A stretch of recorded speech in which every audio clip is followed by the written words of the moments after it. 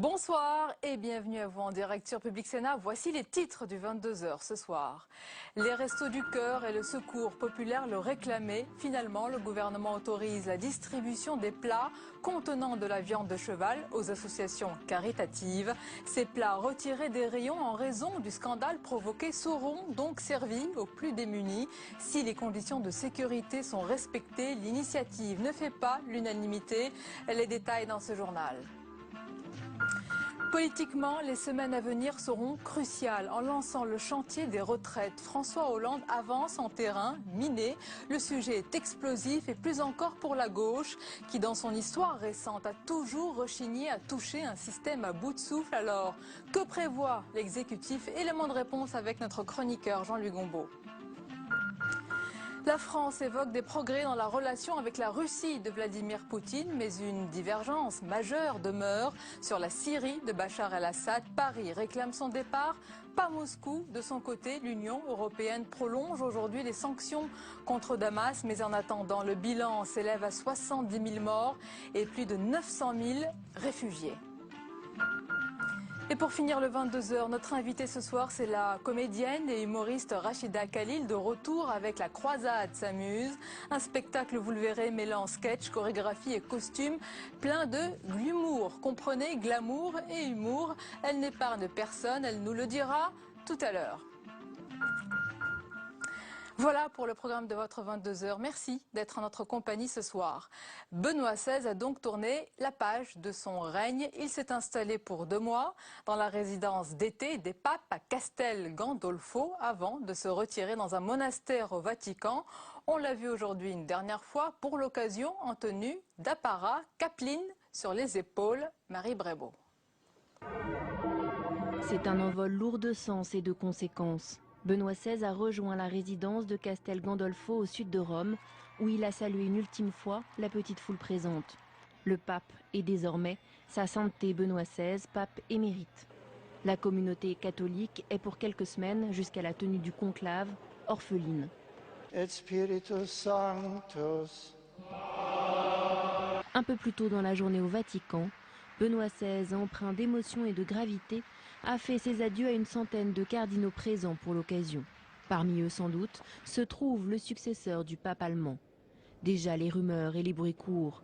Certaines figures se détachent, comme l'italien Monseigneur Angelo Scola ou bien le ghanéen Peter Turkson. Mais l'archevêque du Québec ou quelqu'un originaire d'Amérique latine, continent très pieux, ont également leur chance. Benoît XVI a promis à son successeur, pour l'heure inconnue, une obéissance inconditionnelle. Aux milliards de catholiques, il a adressé un dernier gazouillis. Merci pour votre amour et pour votre soutien. Puissiez-vous expérimenter toujours la joie de mettre le Christ au centre de vos vies. Et puis, dans l'actualité, le dégel à Moscou, c'était en tous les cas l'objectif de la première visite du président Hollande à Moscou. Et au-delà d'une relation personnelle qui reste à construire, des divergences sur la Syrie opposent les deux pays. On voit tout cela avec Joachim Robb. Une rapide poignée de main, quelques sourires de façade et une gêne manifeste. François Hollande en visite chez Vladimir Poutine, mais visiblement, le courant ne passe toujours pas. Les deux hommes sont très différents. L'un est macho, quelqu'un qui aime se montrer, quelqu'un qui fait jouer son physique, qui s'amuse à faire des exploits extraordinaires, chevaucher torse nu. Il n'y a rien de plus opposé à l'image que dégage François Hollande. Deux personnalités opposées et de nombreux désaccords. Le principal, la Syrie. Paris soutient l'opposition, Moscou défend le régime de Bachar el-Assad. Autre sujet de friction, les droits de l'homme. Vladimir Poutine s'agace des critiques françaises et du soutien de Paris au Pussy Riot.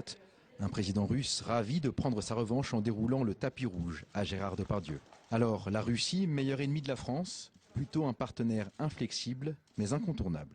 Ce sont 2 membres permanents du Conseil de sécurité, ce sont les 2 puissances nucléaires continentales, et ce sont 2 pays qui, d'une certaine manière, considèrent que leur positionnement diplomatique a été altéré par la fin de la guerre froide. Vladimir Poutine et François Hollande sont donc condamnés à s'entendre. C'est pour cela et pour attirer les investissements russes que le président français, accompagné aujourd'hui d'une quinzaine de chefs d'entreprise, a donné à cette visite une tonalité économique. Le gouvernement autorise la distribution des plats contenant de la viande de cheval aux associations caritatives. Ces plats retirés, vous le savez, des rayons en raison du scandale provoqué seront donc servis aux plus démunis si, bien sûr, les conditions de sécurité sont respectées. L'initiative ne fait pas l'unanimité au sein des associations, mais le Secours populaire le réclamait. On écoute la réaction de son président, Julien Lopêtre, au micro de Mélanie Bontemps. Cette idée qu'il pouvait y avoir de la destruction de marchandises, pour nous, ça nous mettait hors de nous, vous voyez. Notre grande idée, c'était que vraiment, il n'y ait aucune destruction. À deux conditions. La première, c'est qu'on ait l'assurance que les marchandises que nous allons donner soient vraiment de bonnes marchandises, c'est-à-dire qu'on ait l'assurance que du point de vue sanitaire, il n'y ait vraiment aucun problème.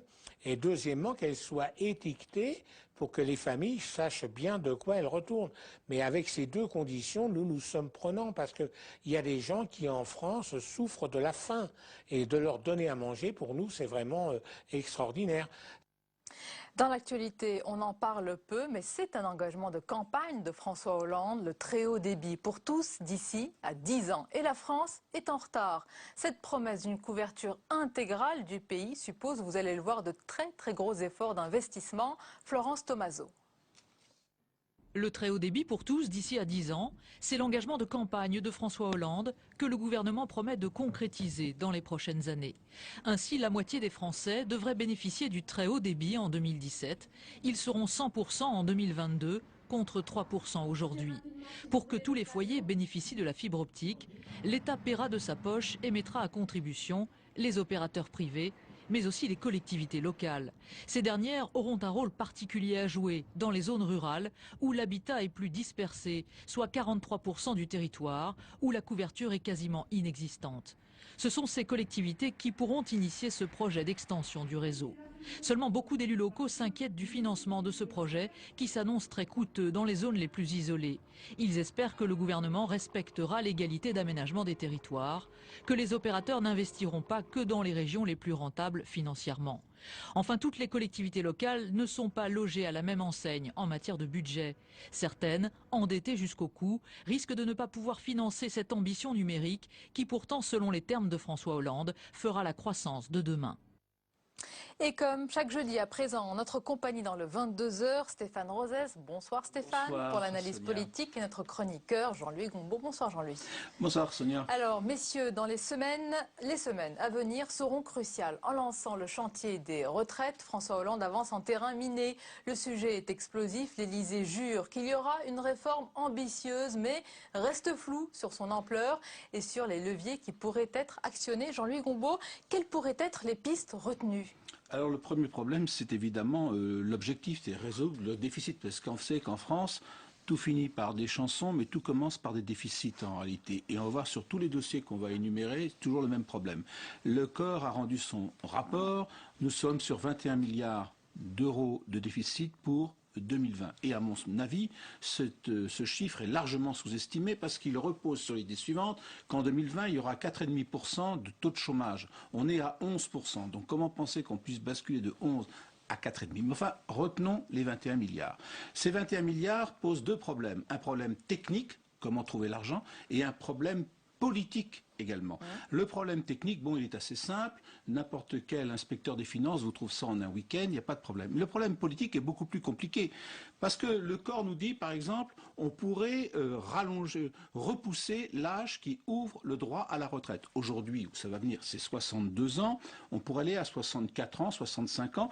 Système qu'ont adopté d'ailleurs les Allemands, les Britanniques et que préconise le MEDEF. Mais comment François Hollande pourrait-il dire allons vers 64 ans, ou voire même 63 ans, alors qu'il a défilé avec toute la gauche, les syndicats, contre les 62 ans. Donc ce chemin-là, comment y parvenir, est effectivement bouché. Deuxième solution, dit le corps, eh bien on va geler les retraites. Système d'ailleurs qu'ont adopté les Espagnols et les Italiens. C'est-à-dire que chaque année, avec l'inflation, vous gagnez 2,5% sur le volume à distribuer des retraites. Mais là, on assiste à un appauvrissement des retraités. Il y a 15 millions de retraités. Ces gens-là votent et ça risque de faire un certain nombre de mal. Alors il y a un troisième système. Qui sera la moins mauvaise des solutions. je ne sais même pas si c'est la moins mauvaise, parce qu'en fait, vous allez voir, on va rallonger la durée de cotisation. Système qui semble venir partagé par un certain nombre d'élus socialistes, puisque ce matin même, d'ailleurs, dans le Parisien, un élu socialiste disait c'est peut-être vers ce système-là qu'on doit tendre. Le gros problème, c'est qu'en fait, ça revient à peu près à la même chose, parce que si vous rallongez la durée de cotisation, les gens prennent leur retraite de plus en plus tard, et comme on trouve de moins facilement du travail en vieillissant, les gens sont chômeurs et leur retraite, au bout du compte, va fondre. Donc, il n'y a pas de bonne solution. Y en a-t-il la moins mauvaise?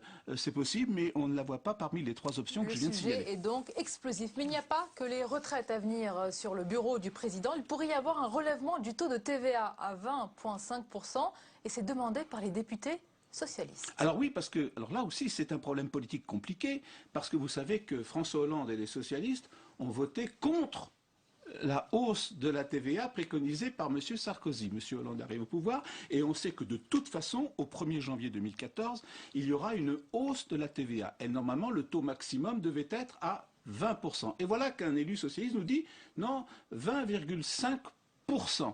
Entre 20 et 20,5, grosso modo, le budget gagne 3 milliards. Et en échange, je baisserai les taux inférieurs, partant de l'idée que les taux maximum sont plutôt payés par des gens aisés et les taux inférieurs par des gens modestes, ce qui reste à démontrer. Mais le problème se complique encore un peu plus parce qu'on nous apprend qu'on va aligner la fiscalité du diesel sur celle de l'essence, 6 milliards d'impôts supplémentaires.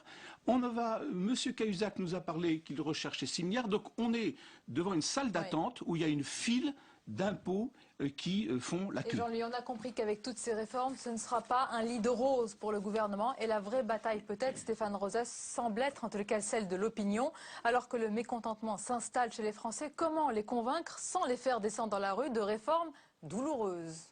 Alors il y a d'abord une question de diagnostic. Ça fait maintenant 20 ans qu'une majorité de Français redoutent pour eux-mêmes 55% le fait de pouvoir un jour devenir exclus. Ça veut dire que les Français sont inquiets, ils sont désespérés pour beaucoup d'entre eux, mais ils ne sont pas révoltés, c'est-à-dire qu'ils ont peur d'être touchés eux-mêmes. Ils font le gros dos, mais on ne risque pas, sauf lorsqu'il y a des réformes qui touchent, par exemple, les retraites autrefois, entre des secteurs qui peuvent se mettre en mouvement et un soutien de l'opinion. Il n'y a pas spontanément de risque de globalisation de conflit social, d'une part. D'autre part, non, il n'y a pas de risque d'embrasement, sauf s'il y avait des réformes structurelles touchant à des secteurs pouvant se mettre en mouvement et ayant le soutien de l'opinion, comme ce fut le cas autrefois sur la question des retraites. Deuxièmement, les Français redoutent aujourd'hui que le pays, la France, soit déclassé au niveau de l'Italie, de l'Espagne, de la Grèce. En un mot, les Français ont le sentiment qu'ils ont trop à perdre encore pour se mettre collectivement en mouvement. En un mot, les Français veulent le maintien de ce qui reste encore des rapports sociaux. Alors vous me direz, ça pourrait être une bonne nouvelle, ça ne l'est pas tant que ça, parce que ça fait très longtemps que ça dure, et donc il y a un état de désespérance dans le pays. Et donc il faut, me semble-t-il, deux choses. La première chose, une explication. Il n'y a pas d'explication, Jean-Louis Gombault le disait il y a plusieurs semaines, il n'y a pas d'explication sur ce que l'on vit. On ne vit pas une crise, on vit une mutation. C'est très différent. Il faut en donner une explication. Et il n'y a pas une explication sur ce qui se passe, ce que l'on vit en Europe, ce que l'on vit dans la globalisation, première chose. Deuxième chose, François Hollande semble avoir oublié, mais la raison pour laquelle il a été élu, c'est pas que les Français pensent que la gauche va faire mieux que la droite en termes de lutte contre le chômage, c'est qu'il a dit qu'il était possible de sauver notre pays sans renoncer à notre modèle. Ce travail de pédagogie n'est pas fait ou trop ponctuellement. Le gouvernement va sortir une campagne de communication, a-t-on appris dans Le Monde aujourd'hui. Peut-être que ce travail sur le pacte de compétitivité va être l'occasion. Il va y avoir une motion de censure. Peut-être que le président voudra parler avant le Premier ministre pour faire ce travail de pédagogie. Mais le sujet pour le pays, absolument, le sujet, c'est le redressement du pays sans renoncer à au modèle antérieur. Si ça n'est pas fait, bon, on dira, mais finalement, Hollande, il ne fait pas très différemment que Sarkozy. Donc il y a une nécessité de faire un récit. Et là, l'Élysée peine à construire construire ce récit. Peut-être qu'il pense à tort qu'il ne veut pas se lier les mains, mais notre pays fonctionne au récit, à l'explication, de sorte d'être sûr de nos capacités dans le monde et non pas, je dirais, de faire le gros dos. Ce n'est bon ni pour le moral, ni pour les capacités des acteurs économiques sociaux à se mettre en avant à partir de nos outils. Merci beaucoup, merci messieurs pour votre analyse économique et politique. Restez avec nous. Dans un instant, notre invitée, c'est la comédienne et humoriste Rachida Khalil, de retour sur scène avec La Croisade s'amuse. C'est juste après le tour de l'info en France et dans le monde. Il est signé ce soir, Monir Soussi.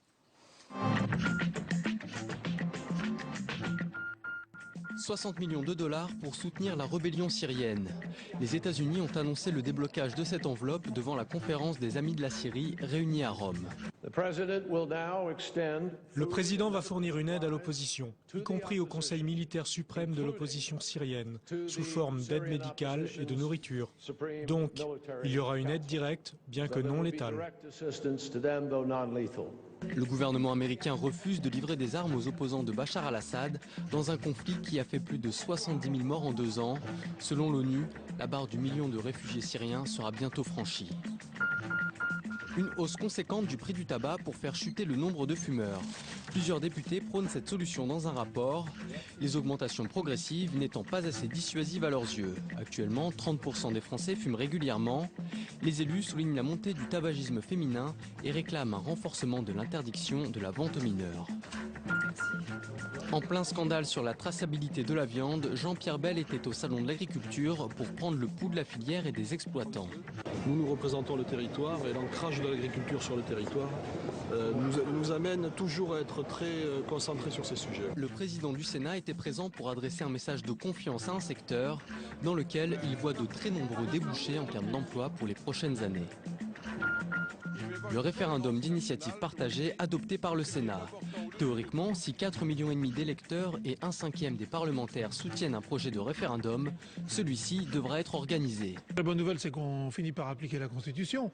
La mauvaise nouvelle, c'est qu'il ne s'appliquera jamais parce que les conditions d'application sont telles que récupérer 4,5 millions de signatures en 6 mois et puis être sûr que le Parlement n'en discutera pas pour qu'on puisse faire un référendum, ça me paraît beaucoup de conditions qui ne seront malheureusement, à mon avis, jamais remplies. Concrètement, il sera très difficile pour des citoyens de porter un projet de consultation populaire. Les parlementaires conservent l'ascendant dans la proposition et le vote des lois.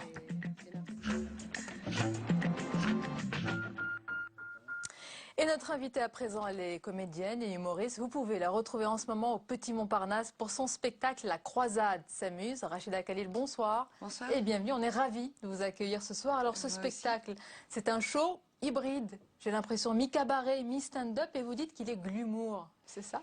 Oui, alors vous voulez la définition, je vais vous la donner. C'est un mélange de glamour et d'humour. Voilà, d'où les danseuses, d'où le cabaret, d'où... Il y a énormément de monde sur scène. Il y a pas mal de monde, ouais. Moi, j'avais envie de retrouver un peu et de marcher sur les traces de ce qui nous a fait rêver. Enfin, c'est assez lointain, mais Lisa Minnelli, tous ces... Voilà. Mais c'est assez prétentieux, mais...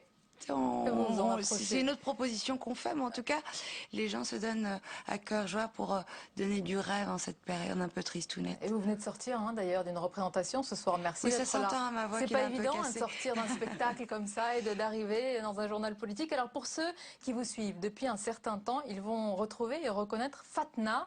Fatna, elle est, vous la connaissez pas Jean-Louis, elle est attachante, elle est généreuse. Non, c'est pas. Elle est attachante, elle est généreuse, un peu comme ses tantes et ses mères méditerranéenne. Oui, mais au-delà de ça, je crois qu'il y a beaucoup de... C'est un hommage d'abord, ce personnage, aux femmes tout court, qui ont souvent le sens de l'abdication et de la résignation dans une société très patriarcale. Oui, c'est très sérieux tout ça, mais Fatna, elle a quand même... Ne regardez pas comme ça, vous autres, monsieur. Non, mais d'accord. Fatna, elle a des enfants quand même un peu... des cas difficiles, on va dire. Oh, c'est pas des cas difficiles, c'est des cas d'actualité. Comment ils s'appellent, ces enfants? Ils s'appellent Kadhafi, Ben Ali, Ben Laden. Et Benenet. Et Benenet, forcément. Ouais. Parce que chacun vaut son pesant de cacahuètes, je crois. Alors, on va regarder tout de suite un extrait de votre spectacle La Croisade s'amuse. Regardez. Bienvenue à mon grand dîner inaugural de mon club, le PIC. Poor quality. Pauvre de qualité pour les incultes qui parlent pas anglais. Et à quoi reconnaît-on un pauvre de qualité? Au nombre de dents qui lui restent. Vous savez, s'il y a bien un secteur qui se maintient en cette période de crise, c'est bien la pauvreté. Hein? D'autant plus que, face à la pauvreté, tout le monde a sa chance. Même ceux qui ne le sont pas aujourd'hui le seront peut-être demain. Rien qu'en France, vous êtes déjà...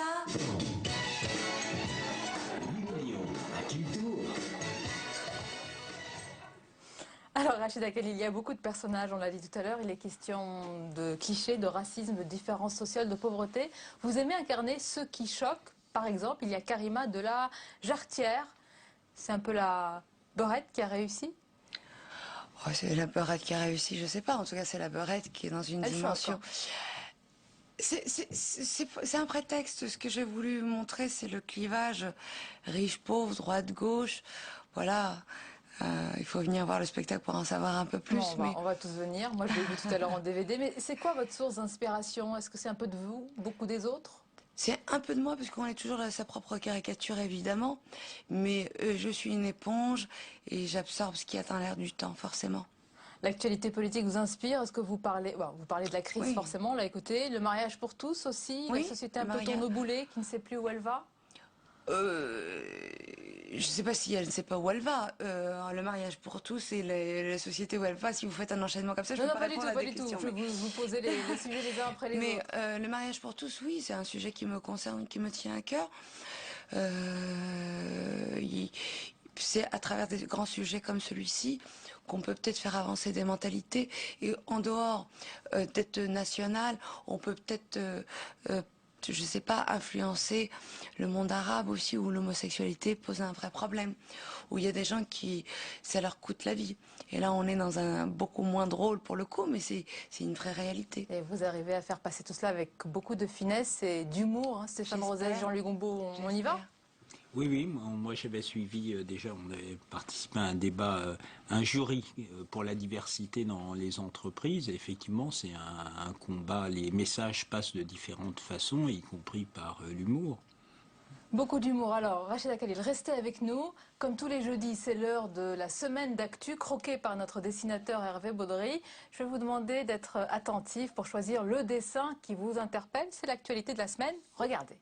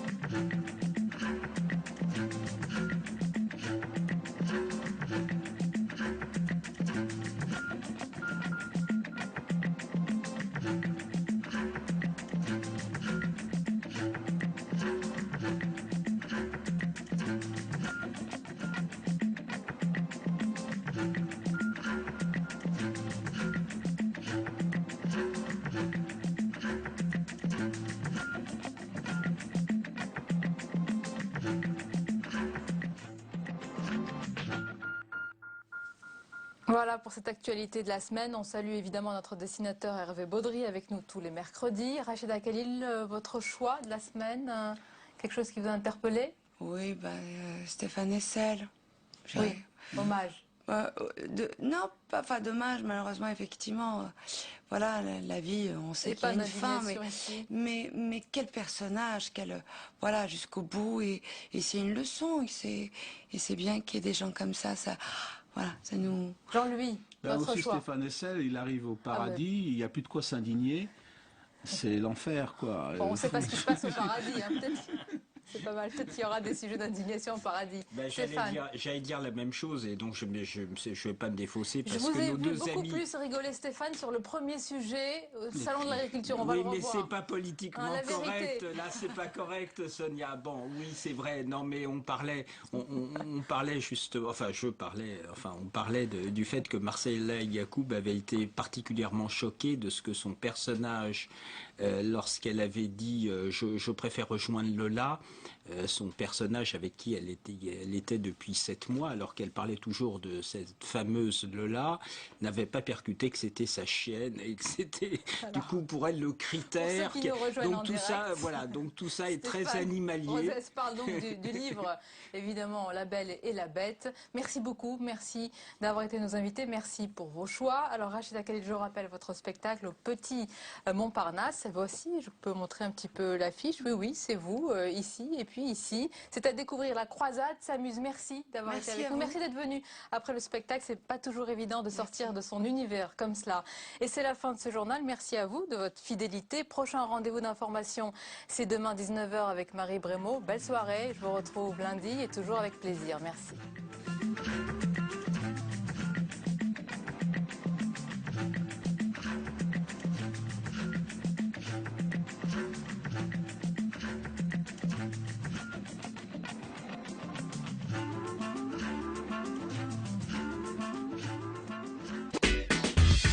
Se renseigner sur les programmes. Voir ou revoir les émissions. Suivre le fil d'information politique et parlementaire. Pour vivre la politique en temps réel, connectez-vous et réagissez sur publicsénat.fr. Il y a une phrase qu'on attribue à Nicolas Sarkozy. C'est celle-ci. Je lui ai donné des jouets. Alors il parle du Conseil général des Hauts-de-Seine et puis du secrétaire général de l'UMP, qu'il s'est empressé de casser. Patrick Devedjian, vous êtes au courant de cette phrase, elle vous est revenue? Je l'ai lu dans le journal, oui, mais je ne l'ai jamais entendu dans sa bouche. Pendant des années, il a occupé le paysage comme étant l'ennemi, voire le souffre-douleur de Nicolas Sarkozy. Depuis sa réélection dans les Hauts-de-Seine fin 2012, Patrick Devedjian fait figure de revenant. Alors comment vit-il cette revanche? Comment a-t-il survécu à cette lutte acharnée? Et peut-on, comme il l'a toujours fait, manier l'humour et la provocation dans la vie politique? Cette semaine, nous déshabillons en tout bien, tout honneur, le plus caustique des politiques. Déshabillons-les. Samedi à 23h45 sur Public Sénat. Le barrage de la Rance, j'en pense que du bien, pour la bonne raison que maintenant c'est une route obligatoire. Tous les gens passent par là, puis en plus le cadre est magnifique. S'il fallait faire le tour, je le ferais certainement pas. Pour le barrage, oui, enfin bon, d'après les rumeurs, il serait pas rentable maintenant. C'est une production bretonne et c'est quasiment la seule production bretonne. Donc on est un peu fiers. Dans certains quartiers, immeubles vétustes et insalubres, un ensemble urbain magnifique. On craint une pollution nouvelle. 120 logements ont été démolis. Depuis 13 ans, on a fait pétition sur pétition. Vous avez qu'à laisser tel que c'était, c'est de l'argent foutu en l'air. Le pont sera terminé dans moins de 2 ans. C'est fini, c'est une poche qui va être tournée. Il n'y a jamais eu aucune concertation. Tous les dysfonctionnements de la société urbaine. Besoin de renouveau. Si en Bretagne on s'éclaire grâce au soleil et à la lune, ça ne veut pas dire qu'on n'a pas l'électricité. Sur la côte d'Émeraude, là où la Manche et l'océan Atlantique se rencontrent, l'attraction conjuguée des deux astres crée des marées parmi les plus fortes d'Europe. Entre Saint-Malo et Dinard, la mer s'engouffre dans les terres sur 20 km. C'est l'estuaire de la Rance. Et c'est ici précisément que les ingénieurs d'EDF ont choisi d'installer en 1966 la première usine marémotrice. Cet exemple du savoir-faire made in France reste unique au monde pendant 40 ans. C'est seulement en 2010 qu'une nouvelle usine voit le jour en Corée. Alors la production marémotrice de la Rance n'aurait pas totalement tenu ses promesses? Ou alors la France a vraiment un demi-siècle d'avance sur l'énergie renouvelable? Quoi qu'il en soit, les cerveaux d'EDF ne sont pas allés chercher leur idée trop loin. Sur les bords de la Rance, les habitants vivent depuis toujours au rythme de la marée. Ils n'ont pas eu besoin de calculs savants pour comprendre qu'ils pouvaient l'utiliser. Comme le vent pousse les ailes du moulin, tout au long de la Rance, la marée fait tourner les roues à aube et les meules à grains. Le maire du village de la Vicomté-sur-Rance veille sur une de ces bâtisses du XIIe siècle. C'est quand même quelque part l'ancêtre du barrage de la Rance. Le gardien du moulin. Alors au fort coefficient de marée, l'eau arrive à 50 cm du sommet de la digue. À marée montante, la marée pousse sur cette porte suspendue à cet axe horizontal. Elle s'ouvre, l'eau de la mer pénètre dans l'étang, ici. Et c'est quand la mer est suffisamment basse, comme maintenant exactement, que l'on va pouvoir mettre le moulin en marche en utilisant l'eau qui a été stockée précédemment.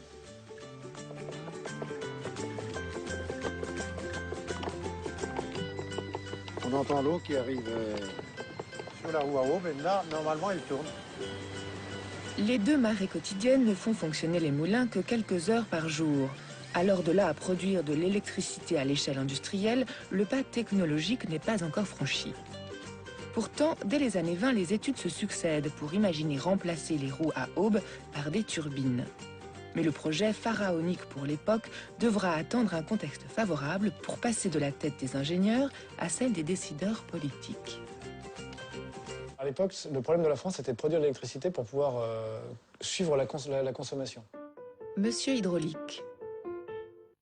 Il faut se rappeler de la situation énergétique française dans les 30 Glorieuses. Donc on a une consommation qui augmente de manière très régulière. Et donc la France doit mettre sur le réseau des centrales de production pour pouvoir suivre la consommation. C'était l'époque du paquebot France, c'était l'époque du Redoutable, c'était l'époque du Concorde, voilà. Donc toutes les choses nouvelles qui pouvaient mettre en avant la technologie française étaient quand même attirées beaucoup le général de Gaulle. Et donc, quelque part, c'était un prototype qui l'intéressait pour voir si on pouvait aller plus loin. Je ne sais pas si l'affaire de Suez n'a pas, dans une certaine mesure, un peu, comment dire, permis aux scientifiques de convaincre le pouvoir de se lancer dans cette expérience. L'homme politique. Suez, c'est le blocage du canal. Et le canal de Suez, c'est la voie obligée pour notre énergie pétrolière. Disons que les scientifiques qui voulaient faire cette usine marémotrice ont trouvé matière dans l'actualité internationale pour dire il faut qu'on se... Il y a un peu d'indépendance nationale derrière, quoi, hein. Et on va dire que la période gaulliste était plutôt favorable à entendre ce discours sur l'indépendance nationale. La Bretagne de l'après-guerre peine à se développer et son déficit énergétique est handicapant. L'usine marémotrice arrive à point nommé, mais encore faut-il lui trouver un site. Si la gigantesque baie du Mont-Saint-Michel est d'abord envisagée, on trouve plus raisonnable de tester le projet sur une plus petite échelle. Le site voisin de l'estuaire de la Rance est le seul autre en France à réunir toutes les conditions. Le chantier de la Rance, c'était une grande aventure des années 60. Il faut imaginer que quand on a fait le chantier de la Rance, on n'avait jamais construit d'usine marémotrice et on n'avait jamais barré un estuaire de cette taille-là. L'estuaire de la Rance, la marée, lorsqu'on est sur des grands coefficients de marée, c'est plus que le Rhône en crue. Le feu vert est donné en 1961. C'est un de ces grands chantiers qui voit s'affronter les hommes et la nature. Et il aura fallu pas moins de 500 ouvriers et 3 années pour fermer un estuaire soumis aux courants les plus violents d'Europe. 2 rangées de bâtards d'eau créent une piscine qu'on videra pour accrocher un barrage de 750 mètres sur le fond de la Rance. Et dès 1965, les toutes nouvelles turbines Kaplan, conçues pour l'occasion, sont installées dans leur sarcophage de béton. En 1966, le barrage est mis en eau. La Manche et la Rance se retrouvent après 6 années de séparation sous le regard comblé du général. En célébrant aujourd'hui et ici l'achèvement d'une des réalisations les plus impressionnantes de ce siècle, nous sentons tous combien l'événement est symbolique en raison du moment et du lieu. Merci, mon général. Depuis ce jour, rien n'a vraiment bougé dans le barrage. Plus qu'une visite guidée, c'est un voyage dans le temps que nous offre son directeur. On est vraiment dans les années 66. Monsieur Mégawatt. Lorsqu'elle a été conçue et lorsqu'elle a été inaugurée, je pense que si on retrouve des photos, on retrouverait ces synoptiques. Et ça fonctionne très bien après pratiquement 50 ans d'exploitation.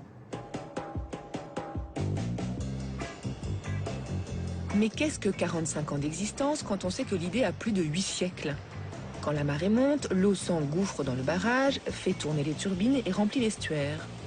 Ensuite, le barrage retient l'eau quelques heures, le temps que la mer redescende. Une fois qu'on a une différence suffisante entre les niveaux de l'estuaire et de la mer, la grande baignoire créée par EDF dans la Rance se vide en repassant dans les turbines. C'est le fameux double effet. Alors la difficulté, on l'a compris, c'est que il gère le régime, enfin du coup le régime des eaux de la Rance dépend en quelque sorte des besoins en énergie. C'est-à-dire on fait monter ou descendre un peu en fonction du tableau de bord d'EDF. Et c'est cela qui aurait permis à l'usine marémotrice d'atteindre son seuil, on va dire, de viabilité. Dans cette usine, une trentaine de personnes suffisent à faire fonctionner les machines. Et c'est en s'infiltrant dans des conduits sous-marins que l'on accède à l'une des 24 turbines Kaplan. Là, on est dans le conduit. C'est ici que l'eau passe. C'est ici que l'eau vient entraîner la turbine. Théoriquement, cette enceinte, elle est entièrement noyée. Et il faut bien imaginer que d'habitude, le flot de la marée traverse la machine dans les deux sens à chaque marée.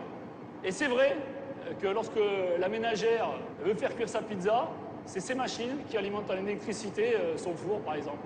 Alors les machines unitaires, de façon unitaire, elles font 10 MW. L'énergie produite par le site, c'est environ 500 gigawatts, l'équivalent de l'agglomération d'une ville comme celle de Rennes.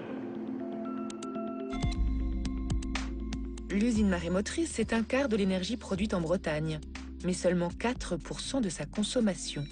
Le cadeau du général était bien généreux, mais c'est malheureusement une goutte d'eau dans la mer énergétique française.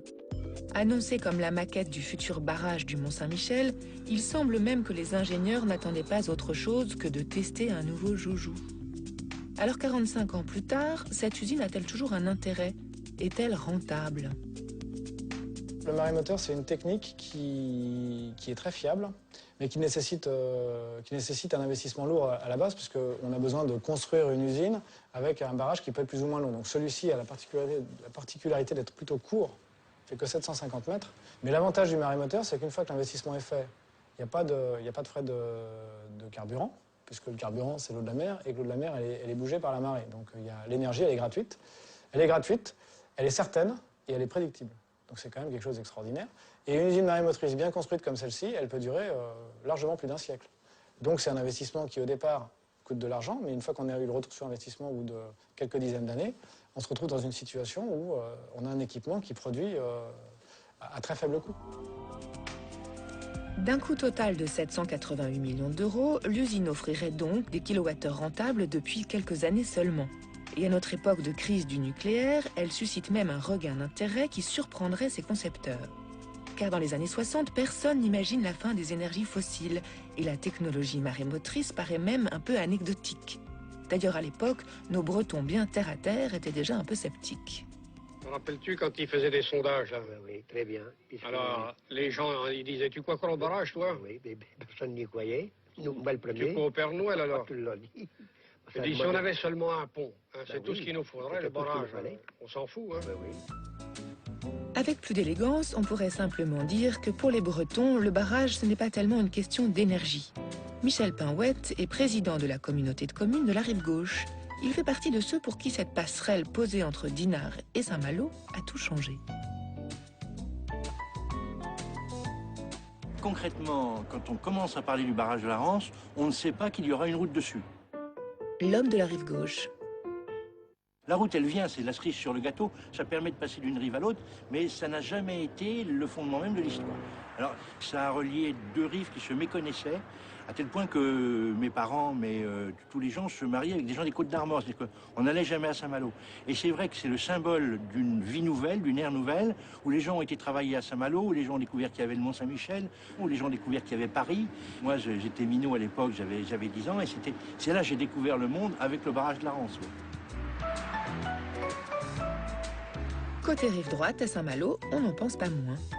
Ça a relié les deux villes de Dinard, qui était une ville un peu plus, je dirais, de résidence d'été, et Saint-Malo, qui était une ville qui se développait déjà pas mal. La chambre de commerce. Il faut faut savoir que nous, on allait prendre l'avion à Dinard, parce qu'il y a un aéroport à Dinard, et puis les gens de Dinard, ils venaient prendre le train à Saint-Malo. Ça a quand même amélioré terriblement les choses. Il y a des gens qui, de Saint-Malo, vont sur le marché de Dinard. Il y a des gens de Dinard qui viennent acheter des choses à Saint-Malo, ce qui était avant un peu une expédition. Justement, ces marchés, Laurent Bachelard les connaît bien. Il sillonne une partie de la semaine les routes de la côte d'Émeraude pour vendre son poisson fumé. Je vais vous emmener sur le marché de Dinard.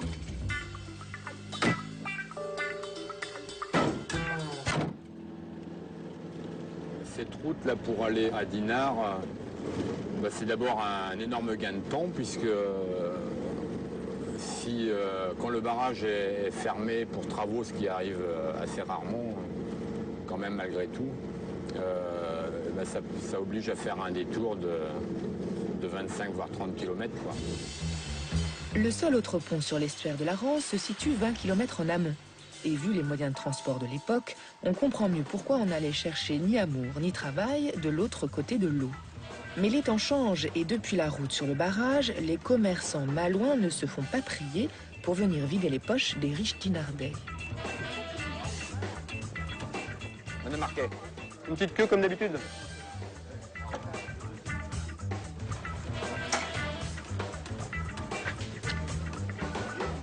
Pour nous, dans notre activité, le marché de Dinard représente un petit tiers de notre chiffre d'affaires annuel. Le commerçant. Lorsque j'ai voulu m'installer à mon compte, j'ai choisi la région de Saint-Malo-Dinard parce que c'était la région de France où il y avait le plus de marchés sur le petit périmètre, avec énormément de marchés à Saint-Malo et en plus le marché de Dinard qui était vraiment tout près de Saint-Malo, hein, avec une facilité d'accès qui était vraiment appréciable, quoi. Hein. Donc, quand on regroupe Saint-Malo, Dinan, Dinard et même Cancale, quoi. Hein, ça fait quand même un pôle d'activité assez intéressant. Tellement intéressant que, comme Laurent, 40 000 Bretons traversent le barrage chaque jour en voiture, en oubliant que sous le bitume, ça turbine toujours. Aujourd'hui, les gens ne savent même pas qu'on y produit de l'électricité. C'est-à-dire que c'est ça qui est assez surréaliste. Hein. On a fait quelque chose qui produit de l'électricité, qui pose aucun problème. On n'entend jamais parler du barrage de la Rance en tant que production d'énergie. Par contre, vous n'avez qu'à barrer pendant 2 heures le barrage de la Rance, et bien là, vous en entendez parler. Hein. Et donc, c'est vrai que la route a pris le dessus sur la production d'électricité. Mais la route a aussi pris le dessus sur le passage des bateaux. Il ne faudrait pas oublier qu'avant le barrage, la Rance se déversait sans obstacle dans la mer, et les bateaux avec. Maintenant, toutes les heures, le pont se lève pour laisser passer dans l'écluse les plaisanciers. Et aux chaudes heures de l'été, quand les vacanciers doublent la population locale, les problèmes commencent. Alain Hugues, navigateur écolo, s'en amuse.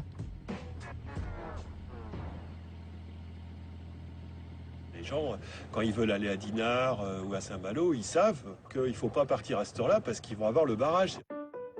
Le marin. Oh là là, tu pars à -5, dans 5 minutes, il y a l'écluse. Oh, tu vas te retrouver bloqué, puis on peut se retrouver bloqué 20 minutes ou 25 minutes. Et les bateaux, c'est pareil, c'est-à-dire qu'il n'y a pas assez de place dans le sas pour les bateaux. Et ça m'est arrivé, encore cet été, mais ça arrive régulièrement à plein de gens. Et ben on reste en Rance parce qu'on ne peut pas accéder à la mer, quoi, pendant l'été. Ça crée des comportements hyper agressifs, beaucoup de tensions. C'est plus une partie de plaisir, quoi. Ça n'a rien à voir avec la plaisance. On pourrait redonner un peu plus de place aux bateaux. D'ailleurs, dans le traité de concession du barrage de la Rance, hein, il y avait effectivement le libre accès à la mer. Je pense que c'est important, ça. Il y a le droit à la voiture aussi. Hein. La mer, c'est une chose, mais la voiture, c'était... À la limite, il y avait 3 bateaux, 4 bateaux, et puis il y avait 100 ou 200 voitures qui attendaient. Si en haute saison, le passage est problématique pour les voitures comme pour les bateaux, il a aussi offert aux navigateurs une belle contrepartie. Moi, je trouve que le barrage de la Rance, ça n'est pas rien. Et il y a sûrement des choses négatives, mais il y a aussi des choses positives, à savoir que ça fait un plan d'eau extraordinaire, et pour faire du bateau, c'est super. Faut voir que quand il n'y avait pas le barrage, la moitié de l'estuaire asséchait à chaque marée quand même. Donc Donc ça veut dire qu'on ne peut pas arriver, il n'y a pas de port à Plouer, il n'y a pas de mouillage sur le long des côtes, quoi, hein. Il y aurait beaucoup moins de possibilités de faire du bateau. Réduire le marnage favorise le développement de la plaisance et avec une partie du tourisme et de l'économie. Mais le développement de la navigation n'est pas le seul effet indirect de l'usine marémotrice. Comme tout bouleversement amène son lot d'opportunités, Philippe Orveillon, pêcheur professionnel, a pu développer sa nouvelle activité grâce au barrage. Je vais faire mon cormoran moyen. Ok, allez, c'est parti. On va aller entre Saint-Suliac et le Minic-sur-Anse pour faire une petite journée de pêche à la coquille Saint-Jacques en plongée. Le pêcheur. On a pu avoir des autorisations de pêche de la coquille Saint-Jacques en plongée du fait qu'il y avait l'existence du barrage en fait. On avait un petit problème au départ, c'était un problème de cohabitation avec les pêcheurs traditionnels de coquille Saint-Jacques. Et le fait d'avoir une zone qui était fermée et non accessible aux pêcheurs à la drague, ça nous a permis de développer une pêcherie. C'est un peu le mur de Berlin de la pêche.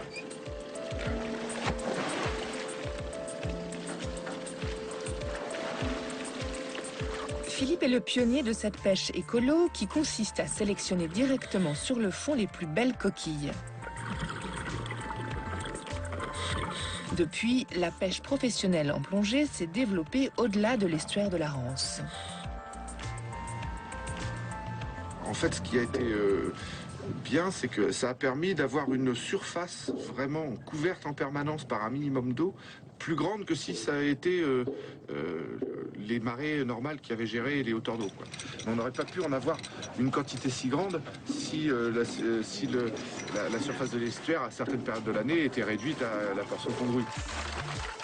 Mais si aujourd'hui les coquilles Saint-Jacques pullulent sur les fonds de la Rance, ça n'a pas toujours été le cas. En 1966, alors que tout le monde se félicite de la grande réussite technologique, personne ne pense aux répercussions de ce chantier sur l'écosystème. Pourtant, on a bien fermé totalement un estuaire pendant 3 ans. Sans marnage, on fait de l'estuaire une piscine qui se dessale petit à petit. Quand les scientifiques s'y intéressent 5 ans après, il est déjà trop tard. Nicolas Desrois, chercheur à l'Ifremer, connaît bien la question. Suite à cette fermeture, il y a eu une mortalité quasi totale de la faune. Le scientifique. On avait très peu d'espèces qui étaient présentes à ce moment-là dans le bassin. Seules les plus résistantes, les moules, les gobies, ou des espèces très tolérantes. Mais l'ensemble de la faune marine avait disparu. Quand on a rouvert et quand les marées sont venues, il y avait des moules. Alors, il y avait des moules, elles étaient grosses comme ça. C'est-à-dire qu'en 6 ans, on avait complètement tout chamboulé. Et aujourd'hui, on devrait refaire la même chose. Il faudrait des études d'impact avant, après, pendant, etc., etc. Là, ça s'est fait très tranquillement. Enfin bref. Donc les conséquences en termes de vie animale et de vie végétale n'ont pas pesé très lourd à l'époque dans les décisions qui ont été prises d'industrialiser la France. Si même EDF l'affirme, on peut sans aucun doute parler d'une catastrophe écologique. Mais à chaque époque, ses priorités. Laissons le passé là où il est. Aujourd'hui, tout le monde s'accorde à dire que l'écosystème s'est quelque peu modifié, mais somme toute fonctionne. Par contre, un doute subsiste. Les poissons passent-ils le barrage librement ? Bon, les poissons notamment, ou les céphalopodes, ou les crustacés peuvent traverser les turbines parce qu'on a une vitesse de rotation qui est assez faible, en fait, de 96 tours par minute, ce qui permet à tout organisme, grosso modo, de moins de 1 mètre, de passer sans dommage. Nicolas Fantin, du Muséum national d'histoire naturelle de Dinard, ne partage pas le même avis. Si on raisonne à l'échelle de la zone côtière, eh bien moi je pense que la Rance a eu un effet négatif. Le scientifique numéro 2. Il y a une série d'espèces très importantes qu'on appelle les espèces migratrices amphihalines, c'est-à-dire le saumon, la truite de mer, un peu moins connue la lauze, la lamproie, et très connue en ce moment l'anguille. Donc toutes ces espèces sont obligées de passer de l'eau douce à l'eau de mer pour accomplir leur cycle biologique. Et le premier rempart à cette migration, eh bien, c'est l'usine marémotrice. Parce que les poissons qui arrivent devant une turbine qui tourne, mais ça fait quand même une probabilité de se faire heurter par la turbine et de toute façon un impact au niveau de la variation très rapide de la pression. Donc ça affaiblit les capacités de migration des poissons qui passent par là. Alors passe ou passe pas ? Toujours est-il qu'un phoque du Mont-Saint-Michel a élu résidence sur les plages de la Rance. En plus de faire la joie des touristes, il permet à EDF de se décharger de toute responsabilité. Mais les riverains veillent au grain. Depuis 30 ans, ils se sont groupés en associations car l'artificialisation de l'estuaire les inquiète. Ce qu'on ne dit pas, c'est que le barrage peut, du fait qu'il n'a aucune contrainte, il peut changer n'importe quand son mode de fonctionnement. C'est d'ailleurs ce qu'il est en train de faire en ce moment, puisqu'en ce moment, il descend plus jamais en dessous de 7 mètres. Mais la bataille qui anime surtout ces riverains en colère, c'est la vase, un autre sujet qui porte à controverse. C'est presque un tas de fumier, quoi. Ça fait vraiment sale. Ça donne l'idée de décomposition. On doit être content de la situation telle qu'elle existe. Surtout pas faire de vagues, etc. etc. La Rance ne s'envase pas plus que les autres estuaires bretons. Est-ce qu'on peut comparer? Or, le fonctionnement hydrodynamique de la Rance ici n'est pas du tout celui des autres estuaires bretons. Et comme l'envasement est fonction des conditions hydrodynamiques, c'est quand même un peu osé de comparer les deux. Il n'y a rien de scientifique derrière ça. L'association invoque à raison des questions de sécurité, mais au fond le problème est plutôt lié au paysage.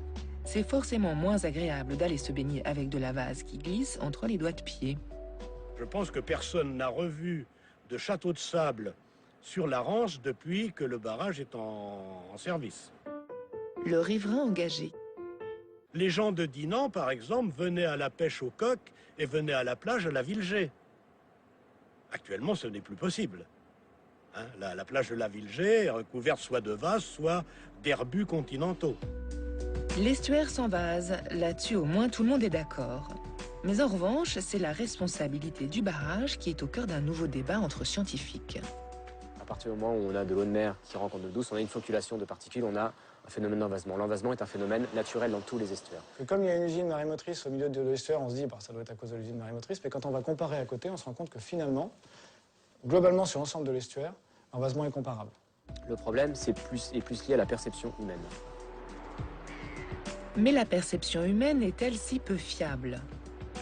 Malgré toute leur rigueur scientifique, aucun rapport n'apporte les mêmes conclusions. D'ailleurs, une nouvelle campagne de relevé d'envasement menée par un scientifique du CNRS cette fois est en cours. L'objectif est de comprendre si les nouvelles courbes de marée imposées par EDF ont des conséquences sur l'estuaire. La nature fait des choses d'une manière continue. Et encore un scientifique. Par contre, pour le fonctionnement du barrage et pour avoir le meilleur rendement sur le plan de l'électricité, elle ressemble, la marée, à plus une forme rectangulaire et ça entraîne un phénomène important pour nous au point de vue de l'environnement. Ça augmente le temps pendant lequel les particules qui sont en suspension dans l'eau sédimentent et font du sédiment au fond. Ces nouveaux sédiments qui viennent boucher le fond des baies sont estimés à 30 000 mètres cubes supplémentaires chaque année.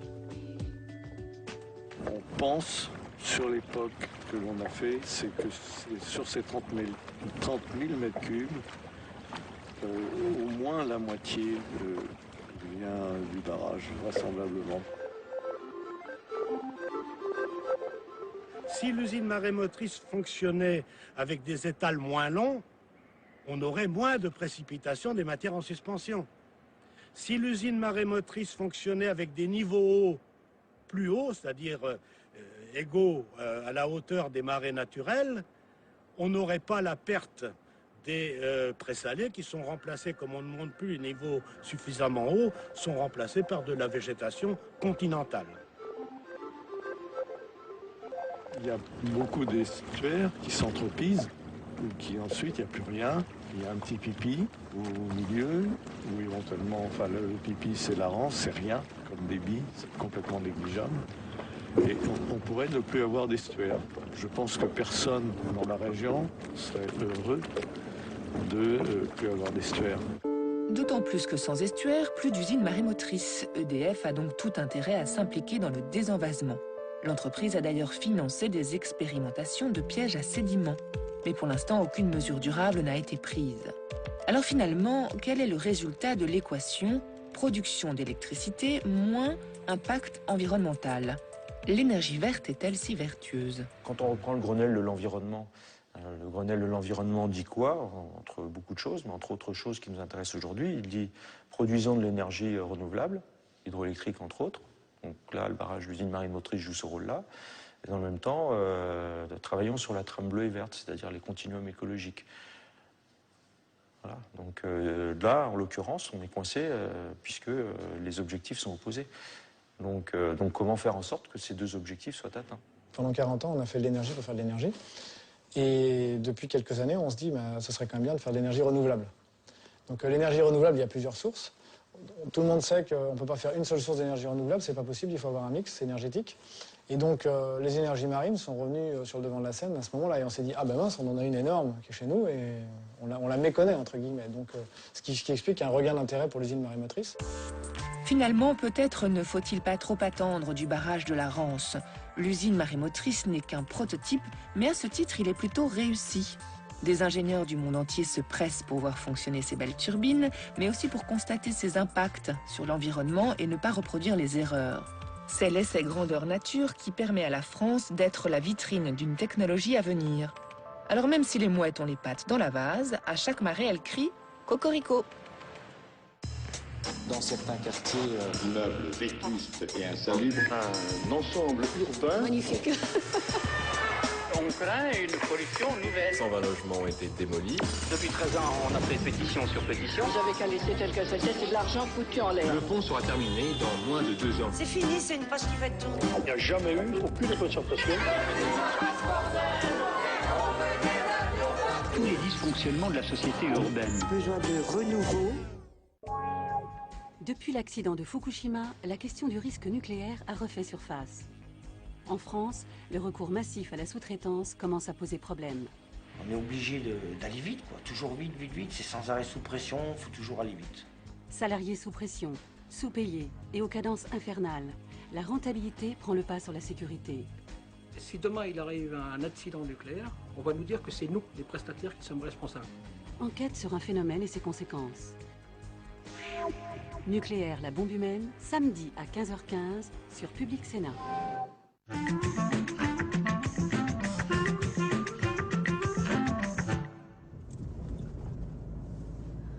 On a beau leur proposer des alternatives, les Français restent accros à leur auto. 8 voyages sur 10 se font en voiture, le moyen de transport le plus cher et le plus polluant.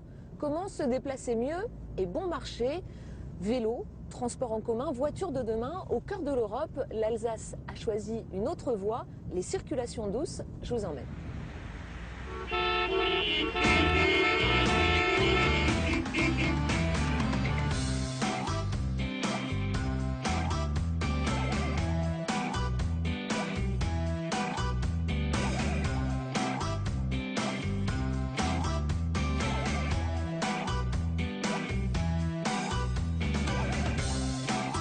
Dans ce numéro d'Itinéraire bis consacré au transport, nous vous emmènerons à la rencontre de ces femmes alsaciennes qui ont choisi d'apprendre le vélo sur le tard.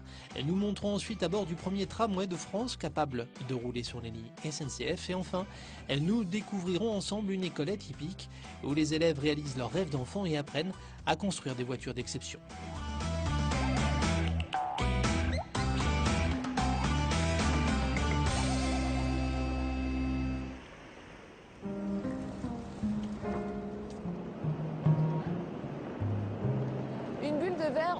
De 23 mètres, il est 8 h, nous voici à la nouvelle gare de Strasbourg, inaugurée il y a 5 ans pour l'arrivée du TGV Est. Chaque année, 16 millions de voyageurs empruntent les quais de cette gare, des habitants et des touristes qui disposent ici du premier réseau de tram français, mais également du premier réseau de vélos avec 560 km de pistes cyclables. Et vous allez le voir ici, le cycle est roi.